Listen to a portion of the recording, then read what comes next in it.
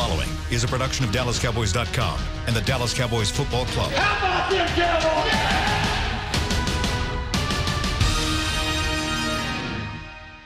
This is Talkin' Cowboys. Streaming live from the Dallas Cowboys World Headquarters at the Star in Frisco. Handoff, Elliott plowing to the goal line. Barry, sacked by Lord. Prescott keeps it, and he bangs it in for the touchdown. Here are Mickey Spagnola, Brian Broaddus, Rob Phillips, and Bill Jones. What's up? Welcome into Talkin' Cowboys inside the SWBC Mortgage Studio here at the Star in Frisco. Rob Phillips hosting for Bill Jones, joined as always by Brian Broaddus, Mickey Spagnola, Kent Garrison producing as well. We've got a big show for you guys today as the Cowboys get back to practice on a Wednesday. Get ready for those Seattle Seahawks. How is everybody? I'm good. Got your new Tommy Johns How we doing, on? guys? Have a great Wednesday. You know what? I forgot to take them out of my backpack. I actually can raise my hand on that one. Yes. I was interested, and I'm like, okay. I mean, we have them, but I kind of like, thank you, Tommy John, for providing them. But yeah, the styles. I mean, it's crazy. Are you wearing Yes. the one with the Cowboy? You got the logo one the on. Cowboy All logo. right. And I just because it was the first one I grabbed out of the pack. Should I Tommy save? John's today, guys, too. Should I First save day that? Tommy John's over here. All right. Should I life save that changing. for game day? You need to be at your best on game day. Game day. But you need to be your best every day. Isn't that what Jason Garrett tells us? Yeah. Regardless of circumstance? Yeah, but especially on game day. On game day, yeah. Okay. Got to be attentive. Yes. Can't Have have a great no Wednesday. No, can't have no wedgies. No wedgies. Wedgie free. This is a wedgie free show. This is not a Seahawk free show today, though. No. We'll start breaking them down today.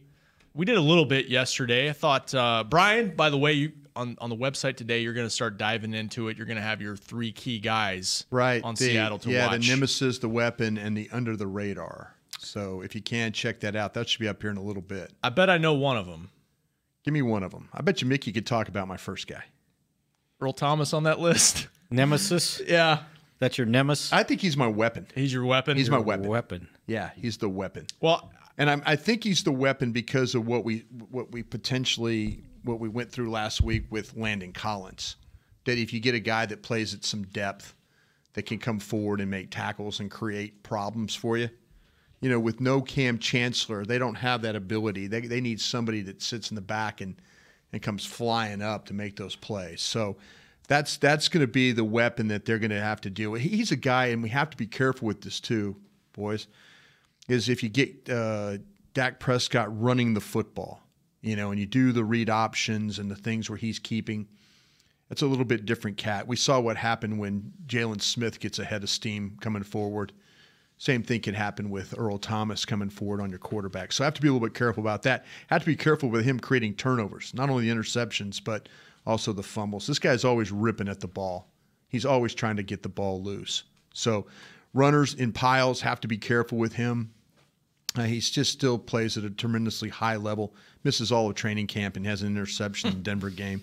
So that just shows you he's always going to be around the football. And he's always going to be physical finishing. So those are things you have to be worried about with him. And that's why I describe him as this weapon here for the Seahawks. I went back and watched the game from Monday night, specifically to see him. Mm-hmm. Now, I didn't have the all 22. yeah, right? I didn't have it either. But So it's hard to see the secondary. the stats said he had 4 tackles, 2 assisted. Yeah. Nothing else. Zeroed out. I didn't notice him in the game. I didn't notice him make a difference in that game. I'm looking for 29, and I see him coming in late, standing there watching people make tackles. I saw him myself make like 3 tackles. Yeah. I didn't see him force anything. He was a no-show in the game. Now, they didn't play very well defensively, and they're missing their linebackers, so that could have something to do with it. Yeah. The guy I would worry about is Bobby Wagner if he's going to play. Yeah. And I think Wagner's think he's going to be back. I think he's going to play in this game. That's the guy I would worry about because they've struggled with middle linebackers the last couple of weeks. That is true. Like getting to the second level blocks. Tomorrow you get matchups, so get ready for that. That's one of the guys I would worry about. But I just didn't see anything from Earl that said, boy, I got to give up a second-round pick for that. Well, you don't now. You don't have to give up a second-round pick now if you want to do that. And, one of the things I think the question you have to ask yourself today is, do you feel good enough about the safeties that you don't want to make a trade? You know, when you start bringing up Earl Thomas, I still think Earl Thomas is an elite player. And I understand, Mickey, what you saw, and I'm not, as long as people are watching and looking at their own eyes, I'm not going to question somebody's analysis. You know, you're sitting down. That's, you know, hell, you get scouts to sit in a room and look at tape together, and you'll have 10 different opinions on a player. Mm-hmm. So I'm not going to sit there and say, Mickey, you don't know what the hell you're talking about. But you know, I think that you have to. I think that you have to look at this. This situation with the Cowboys, though, and say, okay, how's it going to roll? I 2 games in. Especially with the safety spot. Yeah. I mean, that's, do you feel good enough about Kayvon Frazier? Do you feel good enough? I mean, I've got some questions today, and I hope we get to them in the second half. We will. And I just want to ask you guys these things, and hell, I'll ask this question right now. Then, if it helps our discussion. Who's been a better super sub, Joe Looney or Kayvon Frazier? If you think about it, I mean, and I include Kayvon Frazier in that because the safety. I mean, maybe you don't have to go get Earl Thomas. Maybe when Xavier Woods comes back, Kayvon Frazier will be a good backup guy to have. I don't think he's killed him through the first 2 weeks of the season. I've been impressed with. I'd say Kayvon because I've been impressed with just how many snaps he's handled. With a shoulder injury, by the way. He's never played that many snaps in the game. And he had the sack the other night. That's also good scheme. I mean, just dialing up those blitzes, and it is more than what we've seen under Rod in the past. I'd go with Kayvon, although Joe Looney has been solid, I think, especially in the Giants game. The offensive line as a whole did a better job. Who is, and I don't mean to answer a question with a question, but Kayvon Frazier has surprised me. Oh yeah, surprised you guys by not because we all thought. Oh, I have another question about surprise. Close to the line of scrimmage, right? A thumper. But he's kind of played in coverage. I didn't think he had the ability to blitz. I didn't think he had the ability to cover. I knew he had the ability to hit you. Yeah, that I did know. He made a play, broke up a pass in space against Christian McCaffrey in week 1, and I said, wow, okay. I mean, that's a dimension that we don't hear about with him. Xavier Woods is the coverage safety in that group, Maybe I guess the point I'm trying to make is maybe this group was right. The group, I mean the front office, about their safeties. Yeah, they did try and get Earl Thomas, but they only tried to get Earl Thomas after the Seattle Seahawks allowed them to try and get Earl Thomas. But there's a side of me that, and I love Earl Thomas. I do. I mean, I'd take Earl Thomas every day. But maybe they don't have to take Earl Thomas now. Maybe because of what you think of Kayvon Frazier and what you think of, the potential of Xavier Woods and Jeff Heath. We don't know a whole hell of a lot about Campbell. He's the one guy that survived yesterday. Mm-hmm. They got rid of Robinson. Tyree Robinson waived for Bryce Butler, who is officially back. Yeah. But I don't, maybe Frazier and these guys, these safeties are making them feel like, we don't have to make that deal. And then can you factor in, I don't know, you're going to save $10 million? Yeah. I mean, it's because that's still, what Earl's going to cost. Sure. And you're absolutely right. I think to me, it would be worth it for $10 million, but there's also a side of me that also is not stupid enough to bang my head against the wall and say, well, these safeties were playing bad. And if the safeties were playing bad, you would have to say, okay, it's worth it to go get Earl Thomas. But necessarily now, I don't, through 2 weeks. 2 weeks. I look at the roster and I ask the question too, after 2 games, and I'm not saying there's other trade opportunities out there at certain spots. I don't know, but were you okay? I left my release behind. I wanted to look at the schedule. Here you go, buddy. Thank you. Which side of the ball needs help more? See, that's okay. This will lead me to another question if you indulge. Let's keep going. If you could trade for a position to help this team right now, what would you trade for? Just a position. I'm not asking you to give me a player, but is there a position that you would consider trading for? That was question number 5 that I had on this list. If you could trade for a position to help this team, what would it be? Thanks, Kent. I left it behind. Huh? Yeah. Just all wrinkled. Give me mine back. Yeah, before he spills coffee on it or something. Any position. Yeah. Is there a position that you would trade for? Well, I'm looking at. I got one in my head. I'm looking at wide receiver and tight end. Yeah, I'm thinking of a tight end. Yeah. You know, this team doesn't have a legitimate tight end. It's got guys. And I'm to the point now where, you know what? I'm okay. Let's bring Schultz back, and I'm going to sit Blake Jarwin for this game. I'm just going to keep rotating these guys until I figure out my best three. Because I think Swaim is solid. I think I'm okay Swaim's, with that. Swaim's and not active every week, I think. Yeah. But the other three, based on matchups, maybe. Yeah, and it's not because Blake Jarwin had a unfortunate experience trying to field a onside kick. I just don't think Blake Jarwin has done enough for me as a blocker, and that's not his cup of tea. It's unfair to him for me to say that. But has he done anything else in the passing game? Yeah, his job was to do stuff in the passing game. If he can qualify his spot by catching a bunch of balls, and then you go, okay, the blocking I'll live with. I'll live with. Yeah, and we haven't seen that. Yeah. It's the Escobar theory. I'm gonna roll him out this week, and I'm gonna put Schultz back in there and just see. Maybe the best combination. Well, and you're right. You're not going to roll Swaim out of there because they use him way too much. He's more complete than anybody. Yeah, but if somebody had a legitimate tight end, I might if they were willing to get rid of him. If they were willing to get, well, maybe some team has 2 guys, 3 guys, but let me ask you this: we have 4, and it's kind of up in the air. Would you be looking more for a guy that can do Jarwin type stuff down the field as a pass catcher, or a guy that can help you in the running game as a blocker? Give me a better James Hanna.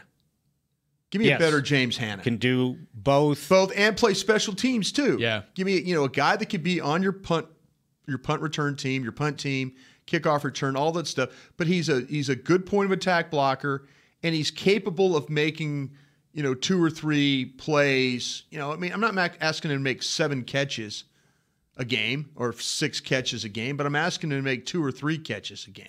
And you saw what they were thinking about the blocker, right? When they went 3 tight ends, they brought in Cameron Fleming. Jumbo. So don't worry about that as long as he can block. Although I think on one of those, that was one of the holdings, and I was sitting there going, It was the Joe Looney. Tell me it's not 75. Yeah, the Joe Looney. Not Joe Looney. It was the 3rd and 1 play that Collins got held on. Yeah, Collins held. See, to me that I don't know. I mean, tight end was the first thing that came to my mind when I wrote that question down for you guys. You feeling better about the wide receivers? I mean, you got a million of them. I don't. You got like 17. 7. Mickey, it's up to you, being the former newspaper man, to get to the bottom of why they got 7 wide receivers on this team. I will try. Because somebody needs to ask that question. I just think this is really bad roster management, in my point. I think they're kicking tires. Okay, 7 receivers, 4 tight ends, and they've got 2 players that don't one of the players is Travis Frederick, who doesn't dress, who they're keeping on the roster. And the other player you're going to get back is Jones this week. I mean, he's going to help you. But think about, they were carrying all those guys on the 43, or on the 53 to, and that, I don't know. I have no good answer. And, here I'm saying, oh, well, Williams is going to do this and get suspended and all that. I don't know. I'm just throwing it out there because I'm trying to figure out why. Well, that's a logical speculation, right? Then you're back down to 6. Yeah. Potentially. Obviously, that's just pure speculation. Is this for like 2 games, 3 games? Is this for 10 games? Yeah. I just think they're kicking tires. Kicking tires in a way of... Because it doesn't cost them anything to bring Bryce Butler on the roster. At this point, right? Yeah. All it cost them was Tyree Robinson, and they're hoping to put him back on the practice squad. Yeah, and then... And I don't know how many you can dress on Sunday. Boy, but you got a pissed off Lance Lenore on your hands too now. Yeah, I understand. See, that's where it's better Lance Lenore than Antonio Brown. Yeah. Well, things are happening in Pittsburgh. Yeah, not good things. Yeah. Can I ask Mickey the question? Did you say Frazier over? You're surprised of Frazier over Looney, right? Or you're surprised over? Yeah, I think I was. The better sub. Because I think we saw a little bit of Looney, I think, in training camp. I don't know how much we saw of Kayvon, in coverage and just being an all-around play. And And he knows, too, because after that first game, and then everybody was around his locker on Wednesday. Welcome to the headache. And I saw him walk off, and I said, I see you, Kayvon. And he goes, yeah, you guys didn't think I could cover it, did you? Just like that. And I said, okay, you're good. Okay. Noted. Touche. Guys just get certain reputations. But here's the other thing now on that is... I agree with you guys, by the way, on have Frazier. they played is this the best quarterback they're going to play in 3 games? I still would... Performing. It's skill-wise... From a passing game. From the passing, yeah. Okay. After that, Stafford, who is struggling. He is. We granted. I need to watch them next week, though. And then Houston. Struggling. Play the Giants this week. Should get back in the W column there. Jacksonville, Bortles. He's not been bad, he right? He outdueled Tom Brady the other day. Okay. He was great. And then Washington. Alex Smith, who's solid. Yeah. Solid. But they're struggling. Boy, I tell you what, if this team... Then Tennessee. You're setting this thing up, Mickey, like they're going to win all these games. No, I'm not. 2016 all over again? I'm talking about I know what you're saying. I know pocket passers. I know what you're saying. Maybe you get to Wentz finally in Philadelphia, Yeah. but that's not till November 11th. Maybe And then you get 6 straight wins. and then you get Ryan and Alex Smith and Drew Brees and Wentz and let's see who Indianapolis, Luck, Tampa Bay, Luck. Well, Fitzmagic. It might build to be Fitzpatrick. Fitzmagic might be NFL MVP. He might be But winning you the remember division. when we started before we started the season, we kept talking about all these great quarterbacks they were going to have to play. Well, they are going to have to play a lot. They're playing one this week. I understand. I mean, now the question is, can they block for Russell Wilson? To me, it's the same narrative as last week with Eli. Boy, they struggled. See, Six sacks allowed in both games. The thing about it is, though, with Wilson, they still were in both games. Yeah. They gave up 12 sacks, and they're still in both games. And that's what's scary about this team is that, do you think that the Dallas offense can score enough points to make somebody one-dimensional? That's why I said last week against the Giants, you got to limit the big plays because if you're only scoring in the teens, all it takes is 1 or 2 big plays down the field to Beckham. Yeah. And we saw what Wilson, now he threw a pick 6 in the game. Yeah. Just a bad ball out to the sideline. Desperation, really. But he hung in there in the pocket late in the game and takes a shot and delivers a beautiful ball, touchdown to Tyler Lockett. He can beat you with his arm. Still don't know how he caught that ball. Yeah. Great play. Amazing catch. See, to me, that's where I'm just like, this is where I worry about this team. If this team had the consistency of 2016 with the ability to finish drives and really grind it out, if they can make offenses that they play one-dimensional that you have to throw to come back, boy, that plays right into their wheelhouse. Yeah. But if they get somebody that can just hang in there, play balance, you're right. They give up 1 big play, 2 big plays. Next thing you know, it's a tie game. There's no margin for error for the defense when you're not efficient offensively. Well, I was sitting there with that game, and I'm sitting there, and it's 13-0, right? Dominating. And all I can think of in the back of my mind Beckham is for 86. one mistake, and it's 13-7, and they're 1 possession away from taking the lead. Right? Yeah, the 17-point lead helped Dallas. Yes. Play this tee off on Manning. Mm-hmm. It's like the only thing they had to worry about Barkley about was catching the football and running with it. That's the only thing they had to worry about there. But what you want to see is more of this. What was it? A 14-play. 82-yard drive, chewing up 8 minutes of clock. Yes. Fourth quarter, Zeke just wearing guys down. Yes. Got to have more of that. Yeah. Well, that was timely, though, because they did it right at the end where they just sucked the life out of the fourth quarter. Yeah. That's what you got. Because when they gave it up, there was like 5 minutes left, 5-something left. Not in enough the game. time for the Giants to win the game. They were 3 scores down. Right. See, they can't. You're right, Rod. The margin of error for this team is very small when it comes to that, because until they can develop some type of consistency, that's going to be a problem. I forgot, before we go to break, I forgot to ask you this Monday, coming off the game, both of you guys, your thoughts on, because there was a lull there after the 10-0 lead. Did they get away from things too much that were working, or I know one drive there was a couple penalties that set them back. The penalties were huge. They only ran 50 plays, but still. a lot of that had to do if they recover the onside kick, they could kind of run the game out the way they want. But and going back and watching the game, when Prescott got forced out a couple of different times throwing the ball, they had guys that were open. And again, Cole Beasley was open a couple of different times. He couldn't, they had an opportunity to get the ball to Rico there, and it was just a little higher to him, but they had some plays. They could have made some plays. It's just unfortunate that the quarterback had to make the right decision and get rid of the football. That was the biggest thing, that the lull that happened. That's why they got stopped. They don't get. I mean, impressively enough, the 2 back-to-back penalties, 3rd and 1. They get a 3rd and 11. What do they do? They get another. They complete a pass for a first down, and they get another holding. And you're like going, there is no way in hell. They're now 3rd and 11. They're not going to convert this. Yeah. And Prescott stood right in there and made the throw. So yeah, it's just unfortunate they had some bad luck in that way. Nick, you want to go to break? Something else. Yeah, I think they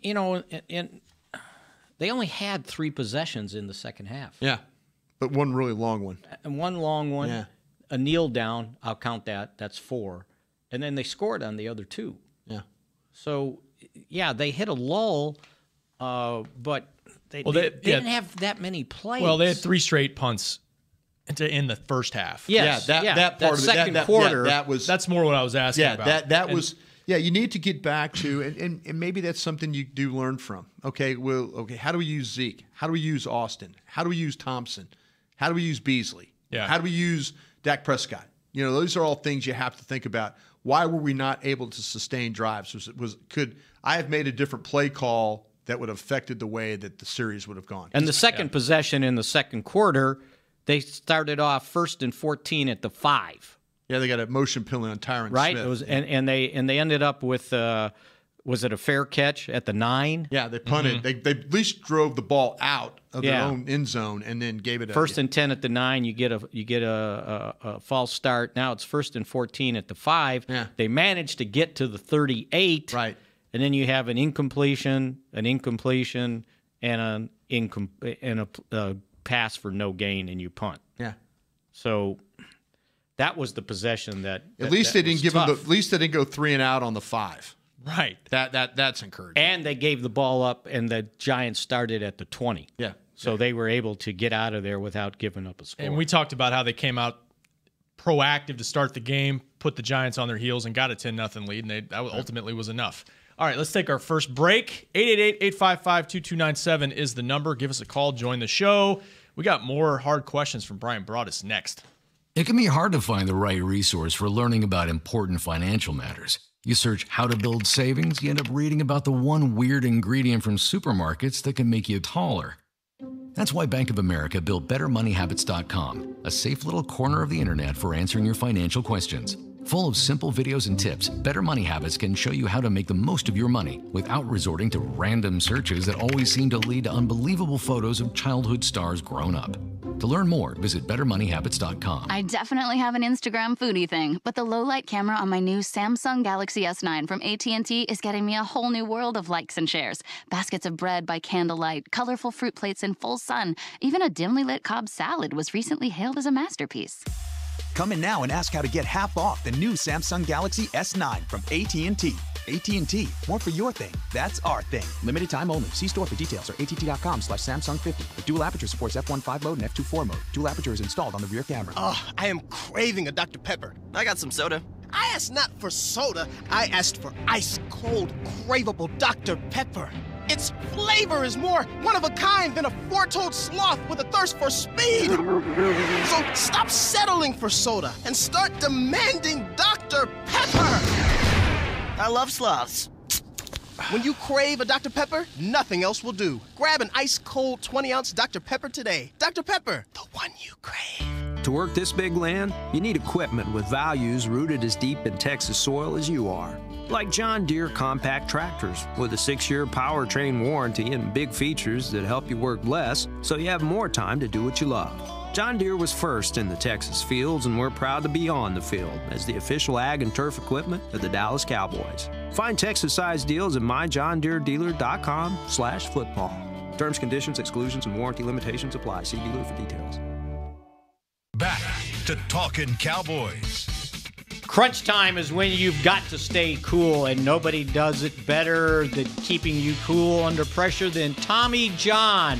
Tommy John underwear has moisture-wicking antimicrobial fabrics to keep germs and perspiration at bay. That means no discomfort, no adjustments. Tommy John, no adjustments needed. Shop exclusive Cowboys underwear at TommyJohn.com/Cowboys for 20% off your first order. And I know about antimicrobial fabric. I'm glad you said that, not me. I think you got it wrong twice, but that's okay. It's a good read otherwise. Antimicrobial fabrics. Whatever it is, it's really good. What's the word? Don't worry about it. Microbial. There you go, Ken. Microbial. Antimicrobial. Not microbial. No. For the 5th time, no. It sounds like very unpleasant. Yeah, it sounds microbial. like something you wouldn't want to eat. Microbial. Okay. It's at those phones, Rob. Yeah, one more read real quick, Kent. The Star District offers 30 restaurants and retail spaces at the Cowboys-themed campus. Perfect place to shop down and bring the whole family. Had a great show last night. Sure did. At Concrete Cowboy, Brian. Enjoyed those folks over there. Appreciate the host allowing us to come in and have a lot of fun. Good questions. And I'll tell you what's really going to be cool about that. And speaking of cool, when the weather turns, we got fall coming up here, and that we were outside last night. I'll tell you, when the weather turns, that's going to be a great place to hang out and talk a little Cowboy football as we get to the cooler days here coming up. Where we don't have the fans going like jet fans. Like we were on the tarmac? Yeah. Welcome to the heliport. Yeah, it's okay. It's okay. It will get even more pleasant. It will as the season turns. It will. All right. Can we have a little levity here? I looked this up and I hadn't used it yet. New York Post on Monday after the Giants lost. Juggernauts. Oh. Whoa. There you go. Daily News. Big boo. Gotta love them. Get Bayless right in those. They don't care. They don't care. I think the Dallas media is tough. All right, Kent. Yeah, let's hit the phone lines. Luis in Texas, you're up first on Talking Cowboys. Hey, how's it going, guys? Good. Thanks for having me. Yeah, like, do you think the logjam we have at receivers kind of like it kind of reminds me of when we had DeMarco Murray and Tashard Choice and that underwear stealer. Like, we didn't really know who was going to take the job. Do you think they should just maybe give a chance to a couple guys, like a game, instead of rotating them in and out? Like, I think Thompson should get first shot. I mean, he looks pretty good. I think he got 2 catches called back as a penalty, and he still ended up with 4. And also, do you think they trust now Frazier maybe with Wood at the same time on the field? I'll take your answers. Hey, who would be your top 3 receivers? If you're going to say Hurns, Thompson, and Gallup. Not Beasley. No Beasley then. Yeah, but I don't know. I think he. I don't know. Okay. I think that's the answer. I don't think anybody knows yet. There's too many of them. Maybe that's the top 4 at this point. Yeah, then it leads to me one of my questions. If you guys want to take one of those, go ahead. Yes. Did you expect Deontay Thompson to be better at this point than Allen Hurns? No, I didn't. I expected we didn't see enough of Thompson in preseason. I didn't, at least, to really know kind of what he could do for them, what his role might be. Sure. We were all kind of. We remember we had this discussion about Allen Hurns when we always talk about, okay, who are the 5 wide receivers? Allen Hurns gets thrown in there immediately as one of the guys. Mm-hmm. And I don't know if necessarily Allen Hurns is better than Deontay Thompson, at least at this point. If you looked at Thompson's numbers from last year, combined, sure, from the Bears and the Bills. Yeah. And he wasn't playing with Joe Montana at quarterback, right? Sure wasn't. They weren't bad for the opportunity he got. Nope, not at all. Sanjay Lal told us in camp, I think you were there with me, when he said, I can't believe he hasn't stuck somewhere, because every chance he's gotten, he got traded to, I think it was Chicago, right? Right. And stepped in, played well right off the bat. He's a professional. And what you wrote in the mailbag answer today is he's more of a complete player maybe than we thought. He is. He's, you watch him when they run stuff to the outside, he's a really good blocker. He's physical, he's got size. He'll go into traffic. He'll do some nasty things for you as far as going inside to catch balls. And they still haven't sent him. Yeah, I thought he was going to be good, but I thought that Allen Hurns at this point in time would probably have his type of number, more targets and more. But he has outplayed Hurns, in my opinion. He has, and for a guy that didn't really participate at all in training camp, I think that's really impressive about him. And I don't want to argue with Luis because Gallup's got to be in there, but if you're going to have 3, I think they have 4 at this point. You think they're concerned about Gallup? I think they were worried about his consistency of how he runs his routes. That's fair. Yeah. That is fair. And is that to be a little expected, or by now? Oh, Colorado State, though, he was a good route runner there. The nuances of having to run routes in the National Football League, it always looks like he's fighting to get open, and that's why he draws penalties, because guys are trying to fight him, but he's playing a little bit off balance right now. So, I think on that deep route, yeah, I think, and it got pointed out. He got pushed. He didn't redline it, yeah, as they say. Yeah, there's no red line but in the practice field, there's a red line where you want to stay so many yards away from the sideline, so the quarterback has a spot to drop it when you've got the DB on your left hip. Right. And he got too close to the sideline. I think they were maybe a little bit worried about that. Catching the ball, no problem. No. And when he's open, he's good. Yeah.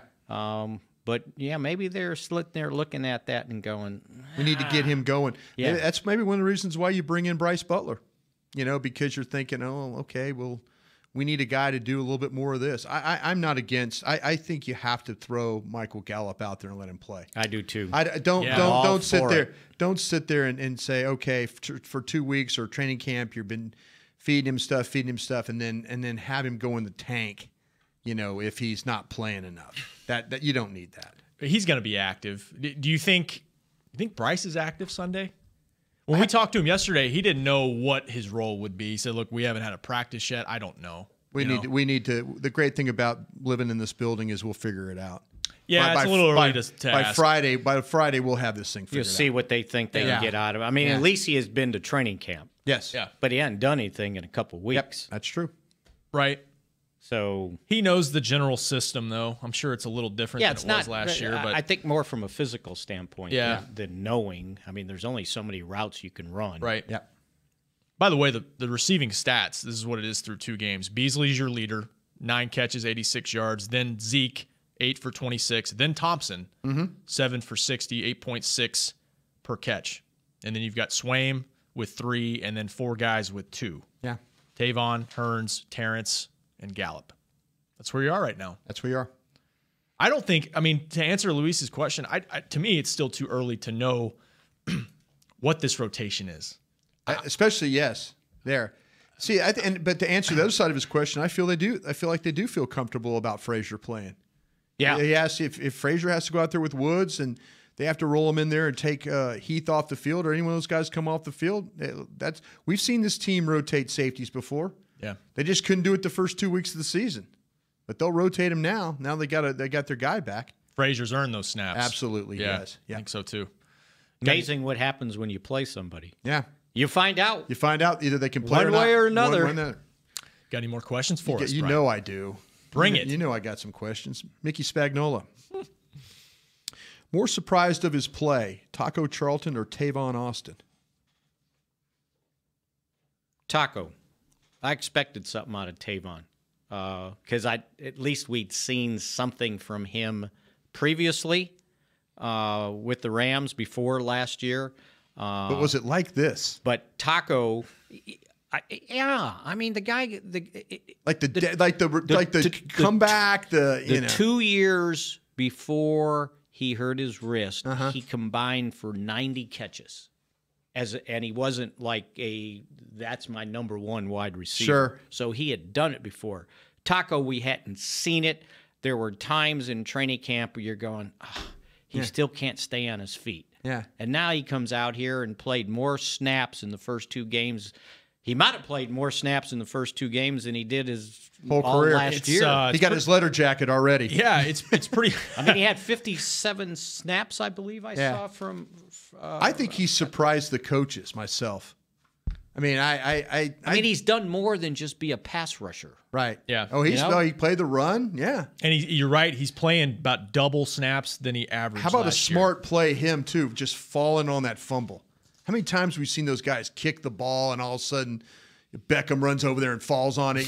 My gosh, he did the right thing. 87% of this 84% What are of the those? snaps. What's that on your legal pad in front of you right now? Is that Pro Football Focus? No, this is official NFL stats. Pro Football Focus. All right, official NFL stats. I'm surprised with Taco as myself. I am too. What about you, Rob? Probably Taco. I'm pleasantly surprised with how they were able to connect deep with Dak and Tavon. I mean, that's what this offense needs. They need that juice. I want to see more from Tavon. I do too. He got 10 snaps in the week 1 opener. He got, I think, like 18 last week. Can they bump it into the 20s maybe? Yeah. 18 snaps, 34%. Yeah. Yeah. I could read that. Maybe a little more. Bump that up. But then who? I don't know. Which wide receiver are you sitting? I don't know, but the way he then we get to Luis's thing. It's just the way he started that game, though. I know. He was on fire. Maybe a little bit more. A little bit more of 10. Next question? It wasn't even a fancy route. He just stutter-stepped. He came back to the ball, though, man. No, I meant the deep one. Oh, the deep one. He just stutter-stepped and Yeah. kind of lulled Jenkins into sleep. That's what speed will do for you. Here's my next question for the panel. Is Chris Richard really the defensive coordinator? I think he's had a significant influence on the amount of aggressiveness, especially on the nickel defense. Yeah. He is the passing game coordinator, so do the Every blitzes time fall to him? Every time they pass, they let Chris call the defense? I don't know. Maybe. They're not telling us. Well, I'm sure it's on nickel. Yeah. Now, I don't know that he calls it, but I think that's what the plan is. Do you think when they go to the sidelines and they talk about it, it's Chris? I mean, we have that sideline audio. We put that together, and Chris is always coaching somebody. Yeah. He's grabbing somebody and coaching somebody here. And by the way, I think he plays a big role in what happens this week with the Seahawks, knowing how to attack that, but also give you a little bit of idea about what they can do defensively as well. Right. That's going to help. That's another mailbag question today. That is. But your question will be answered when there's 3 guys on Thursday taking questions. We should get to talk to Chris Richard this week. Right? We should ask. We should ask. He's a coordinator. We should ask. We should. We should ask for him. Pass game coordinator. Rob, you think he's calling the defense? I think I'm with Mickey. I think I'm proud of you for not riding the fence, by the way, Spagnola. You didn't ride the fence on that one. That was a good one. I think Coach Marinelli thinks a lot of this young coach, and I think he is giving him some influence, and I think he wants him to have a true voice in what they're doing. So yes, I think there's some stuff. What was your answer? Oh, I would say he is. Everything or just I think Rod really likes dealing with that front. The hot boys. He likes being up. I mean, he could focus more on his rush if Richard is calling. And Richard is, Rod's done this for a long, long time. I mean, when they were doing the slot blitz stuff, and all that's Rod. But you start bringing linebackers and, all kinds of that. That's a little bit different from what we've seen in the past. Well, we saw that in training camp. I know, but that's like Chris Richard. They were bringing the linebackers quite a bit. Chris Richard wearing cleats, coaching them up out there. That's right. You got some more? I do. All right, hang tight. We'll get to the rest of those. I got a couple more. So, okay, on our last break, and Paul and Georgia keep holding. We'll get to you right after this break on Talkin' Cowboys. Cowboys fans know that the second best of anything simply won't cut it, and your skincare should be no different. A longtime locker room favorite of the players and the official men's skincare brand of the Dallas Cowboys, Dallas-based Jack Black is the #1 best-selling men's skincare brand in the country because we make products that help guys look, smell, and feel better. Visit getjackblack.com/Cowboys to get $10 off your first order of $50 or more. Jack Black. Look good, smell good, feel good. Official men's skincare brand of the Dallas Cowboys. Star Sports Tours is the only official fan travel partner of the Dallas Cowboys, offering exclusive game weekend travel packages with sideline access and photo ops with current players, alumni, and cheerleaders. That's not all, though. You'll get to talk X's and O's with Senior Director of Player Personnel Will McClay, and of course with yours truly, me, Brian Broaddus. You can trust the official fan travel partner of the Dallas Cowboys, and with us, you'll travel like a pro. Visit cowboystravel.com to book your travel package today. Before there was a draft, you could size up a cowboy by 3 simple factors: the crease in his hat, the bend of his brim, and his unbending attitude. A man's Stetson didn't just protect him from what life threw at him, it projected a rugged, unstoppable spirit. Stetson hats are still American-made with pride right here in Texas. They're still the unofficial crown of all self-respecting cowboys, and Stetson is proud to be on the field with America's team. Find a retailer nearest you at stetson.com/cowboys. What does it mean to be a Dallas Cowboys fan? It means you've got the passion and the heart to do your part supporting the boys no matter what. That's why when the game's on the line, you're on your feet, whether you're at home or in the stands. Actually, you're more than a fan. You are a member of Cowboys Nation, and so is AT&T, doing their part to keep you connected to America's team all season long. AT&T is a proud member of Cowboys Nation. Back to Talkin' Cowboys. Yes, indeed. We're back here talking Cowboys. And I want to talk to you about something that's near and dear to my heart. This is Jack Black. You want to use what the pros use. Jack Black's the official skincare brand of the Dallas Cowboys. Mickey absolutely loves the beard lube. He does tests on it in the morning. Am I right about that, Mickey? Absolutely. I tried to put as little on this morning as possible, and it still works. So they call it lube, right? It feels like I'm putting butter on my face, and then my whiskers just come right off.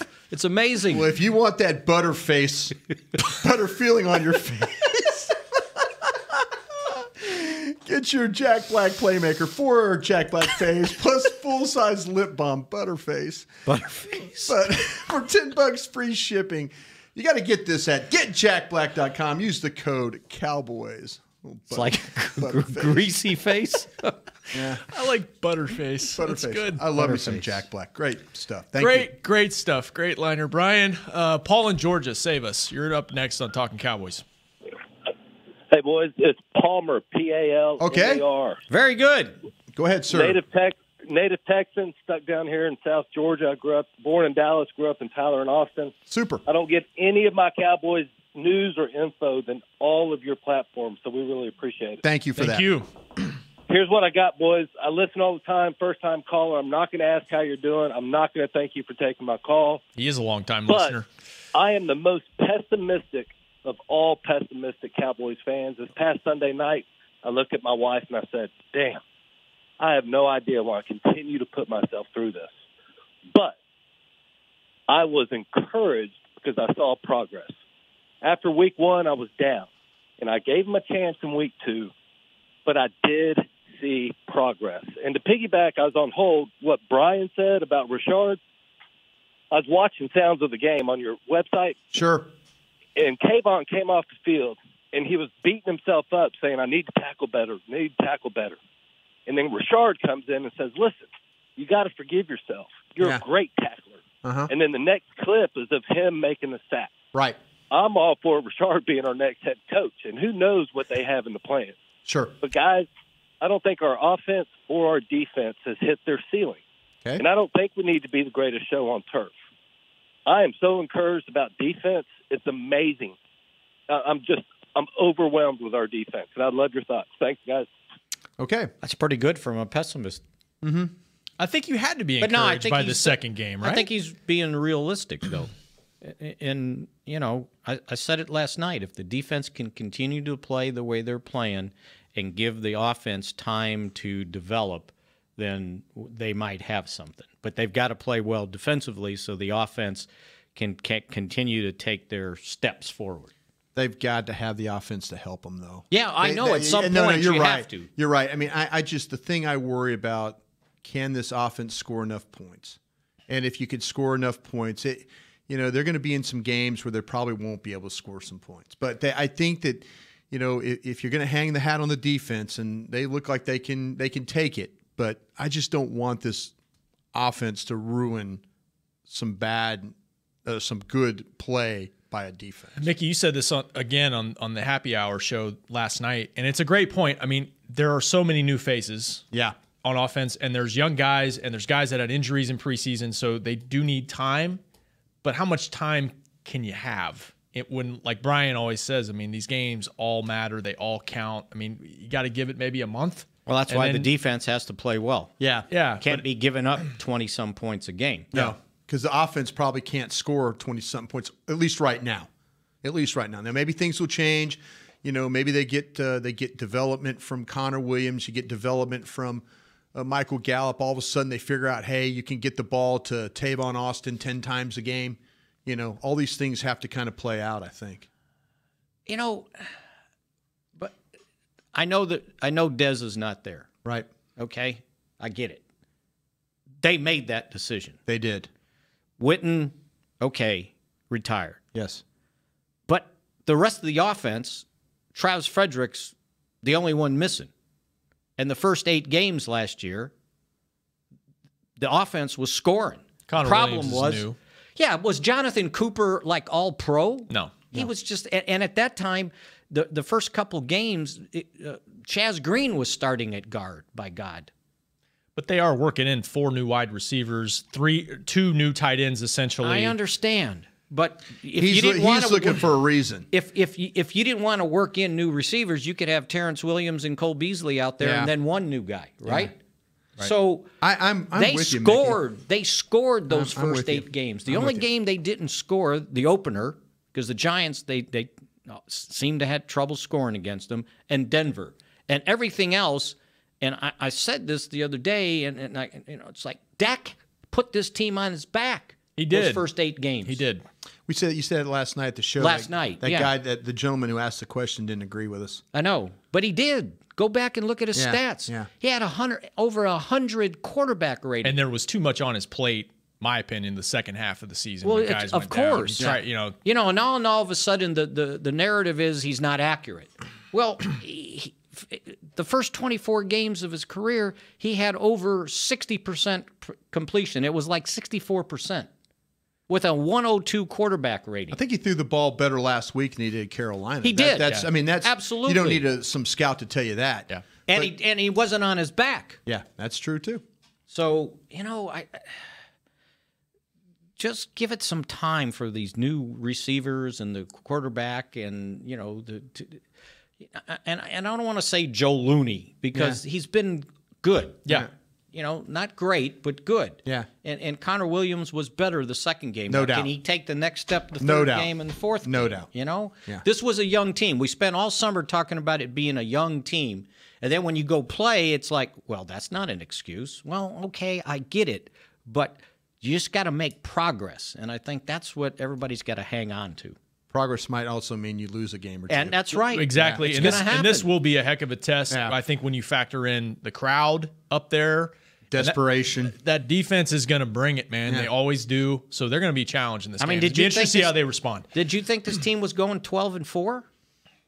No. 9-7, 10-6. Right? Yeah, me too. Yeah, right? Yeah, there's a couple of games I thought they were going to lose. They might actually win.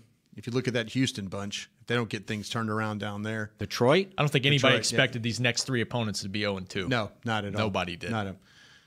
I wish I could feel better about blank on this team. I wish I could feel better about blank on this team. It didn't have to be a player, or I wished I could feel better about blank. I think you just said it. I think we just That's talked about it. probably we probably just answered that question. For me, it's I feel really good Giving about them time. Feel really good about this defense, and I think if you can get Randy Gregory and David Irving back in 2 weeks, wow, there's a lot of potential there. I would like to feel better about their ability. Dayton Jones played pretty good this summer. I mean, Yes. him getting back in there. Yeah. I would like to feel better about their ability to sustain drives offensively.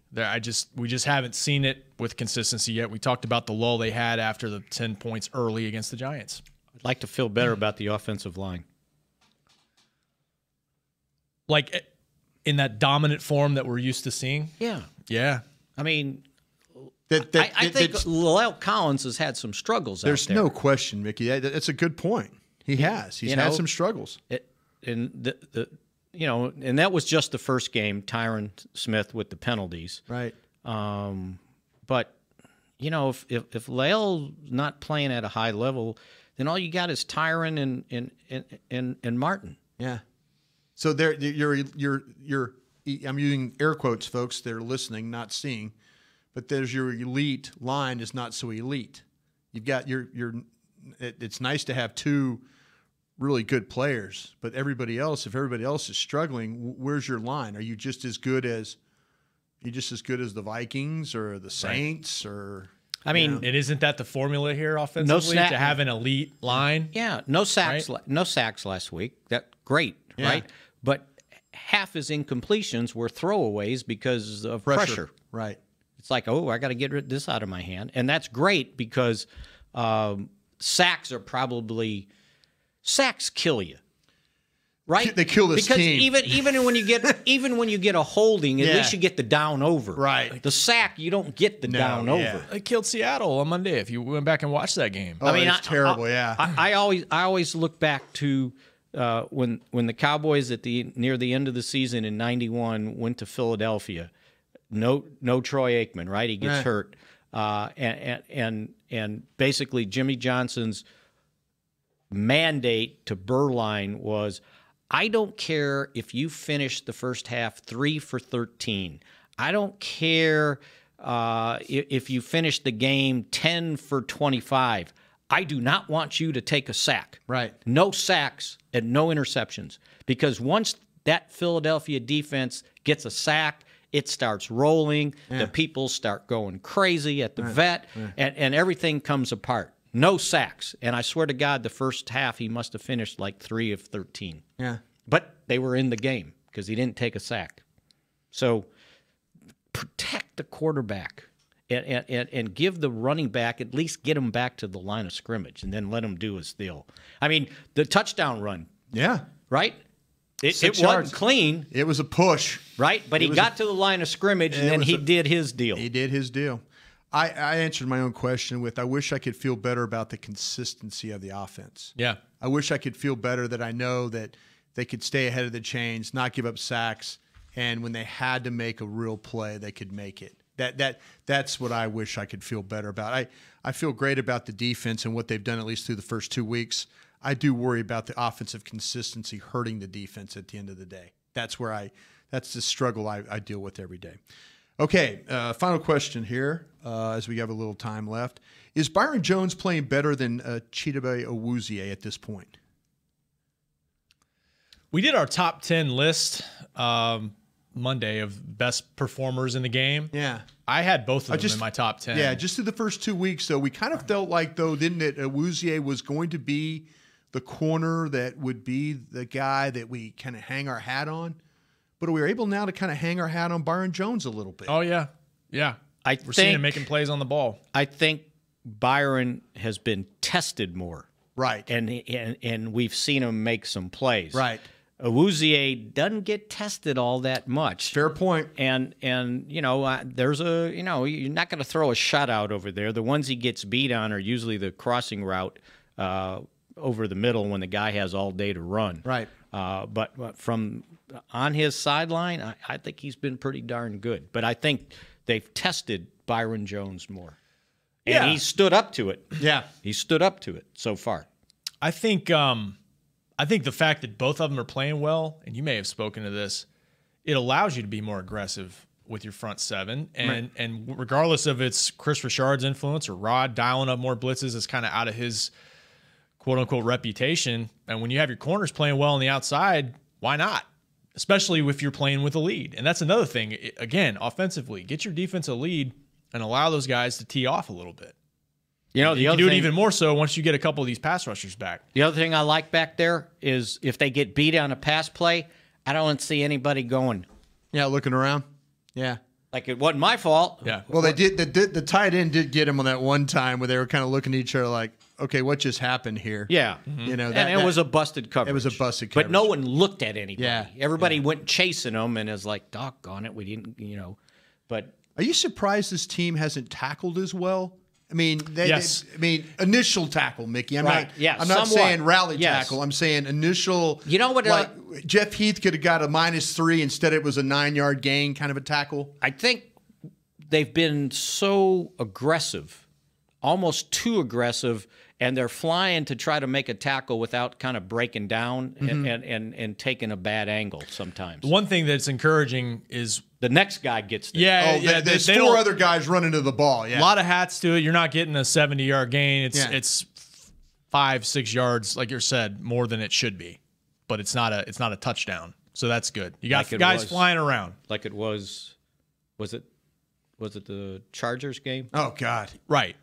I lost my mind. Well, that's when they made Guy the change. They made the change in the secondary at that point. Yeah. They said, okay, Orlando, you sit, and okay, Brown, you sit, and we're going to change some things up here. And that I think I look at that point as okay. Now the young guys are going to get to play here. The young secondary is going to get to play because the veteran guys just didn't get the job done at that point. Not Jordan Lewis yet. Yeah. But Anthony Brown done a nice job in the slot. Anthony Brown has not done anything to lose his job. I don't see anything. Am I wrong about that? No. I mean, everybody's been kind of waiting for that. I always say the left turn off the road, the human log, as Nate likes to call Woods. Waiting for that left turn, and he's off. But I don't see anything with Brown. I just hope he doesn't get those penalties. Those key situations where all of a sudden he's covering Lockett and they're getting off the field and pressure on Wilson. He overthrows. Oh, we have a flag for defensive holding. Right. You don't need that, and he's avoided that. Knock on wood. he just wasn't a very good scout. That's all. Yeah. Oh, about Purdue. Yeah. Oh, sorry, Mick. That's the only thing he did wrong. Sorry about that. In this last minute, can I ask Mickey a question about Yeah, that? I was going to say, how's Dooley doing calling plays? You know what? Are they scoring a lot of points? This guy, yes. He's got a quarterback there that could be the first one taken. They've scored 40, and what was the first game? Well, Tennessee Martin. Yeah. They should have scored 40. Yeah. How much have they given up? Too many Didn't against they give up like 30 at half? Too many against Purdue. That's a problem. 37. Does Dooley need to be to DC too? Yeah. You know what? He's done a good. You know what I like about what he's done is they're not playing at this breakneck pace and going 3 and out. You have huddling? the ball for 35 seconds and not necessarily huddling. There's pace, Yeah. but it's not like we're hair on fire. Yeah. And he's running the football. Even when it doesn't work, he continues to run the football. He uses his tight ends. Yeah. I thought the play calling has been, better than what everybody expected. Everybody was worried. I was worried about that too. The Boo Birds in St. Louis were all over him before he called his first play. Go Tigers. So Go Tigers. Well, we'll see this week when it's Georgia. We'll see. We'll see what Georgia. We'll see what the Cowboys look like on He's Sunday. got Alabama. Don't worry about it. Yeah, I don't even want to talk college football this week. I don't like what's going to happen Hey, thank Saturday. you guys for answering my questions. Yeah, it was fun. Thanks to Ken for producing. Thank you guys for joining us. Come on, Bill, hurry up. Bill will be back on Thursday. We'll continue breaking down Cowboys Seahawks. See you guys then. This has been a production of DallasCowboys.com and the Dallas Cowboys Football Club. How about this, Cowboys? Yeah!